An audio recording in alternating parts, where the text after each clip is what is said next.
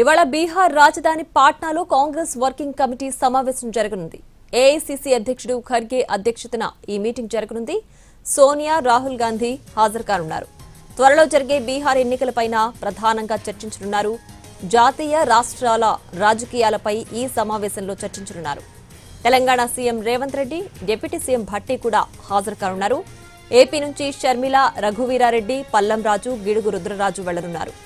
అత్యంత వెనుకబడిన వర్గాల కోసం న్యాయ సంకల్ప కార్యక్రమాన్ని రాహుల్ ప్రారంభించనున్నారు. అంతేకాదు బీహార్ ఎన్నికలపై ప్రధానంగా చర్చించనున్నారు.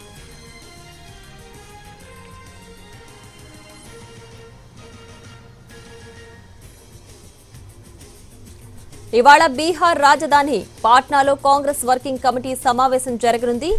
ఏఐసీసీ అధ్యక్షుడు ఖర్గే అధ్యక్షతన ఈ మీటింగ్ జరగనుంది.